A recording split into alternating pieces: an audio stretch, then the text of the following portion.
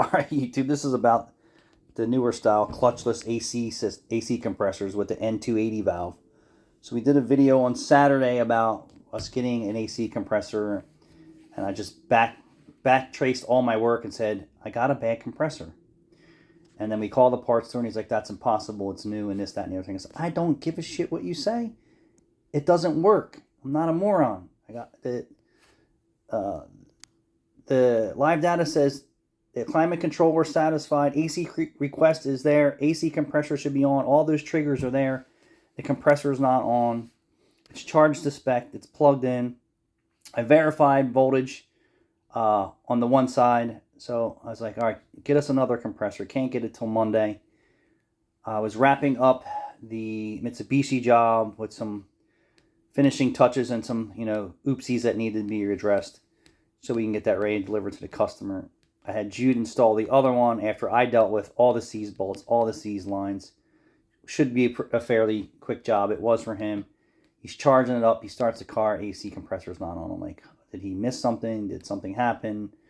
Blah, blah, blah, blah, blah. So I go back over that after coming off the Mitsubishi, which, I had to address a loose, reposition a hose clamp, change the crank sensor, check over Jude's work, get that all ready to go. And back on this Hyundai AC compressor. So recover it, recharge it, do it, verify that there's power on the vehicle side to the plug, the fuse is good, everything. There's not really too much to these compressors, right? It has a plug with a harness to the N280 valve. That's it. It's all pre-assembled. All you do is plug in your vehicle side, and if the sensor for the vehicle says there's enough refrigerant and the AC request is on, the AC compressor, the N280 valve should turn the compressor on. That valve is stopping refrigerant and allowing refrigerant. Stopping and allowing. Stopping and allowing. That's it. That's how it works. So I'm like, all right, let me go through this. Got voltage, blah, blah, blah, blah. Go in there. I apply voltage to the N280 valve. With the car running, the car still doesn't have no compressor function. I'm like, are we serious?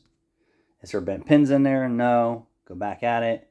Chop a harness off the old one, pigtail it up, use my power probe, still no AC compressor function. I'm like, you gotta be kidding me, right? So I'm like, all right, let me just start from scratch again, recover the whole system, show my staff how to check these vehicles, how they work. Vehicles running, systems recovered. I charge the system, wait for the system to charge up as the vehicle's running with a node light in the vehicle side of the plug. As soon as everything's satisfied with AC request still on and the vehicle's running, the node light lights up as soon as it gets enough refrigerant, meaning that the system is satisfied, right? The light was off the whole entire time the system was empty, vehicle was running, AC was requested on. And as soon as we put the charge in it, as it got up to like 3/4 of a pound, the node light turned on. And I'm like, all right, well, I'm not an idiot. I got power and ground on the system side. We got another bad, probably mechanical failure inside, or the NV280 valve or N280 valve is failed. I don't really know. So I tell Rachel, hey, I've done enough with this product line. I'm not installing anymore. Call the parts people. Get me another compressor or get me a valve and let me see if it's an internal problem or if it's just a problem with the electronic parts inside of this thing.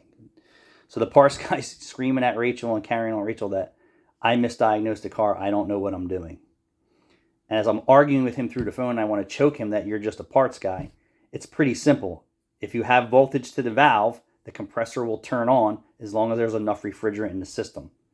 So now tomorrow I'm going to do a video and show this that I am correct and it is a product problem and I won't install this product anymore. But to have a parts guy who has no automotive experience, no field experience, no product experience, tell me that I'm misdiagnosing the car. No, that's not the case, dude. Thanks for watching, everyone. Stay tuned for that video.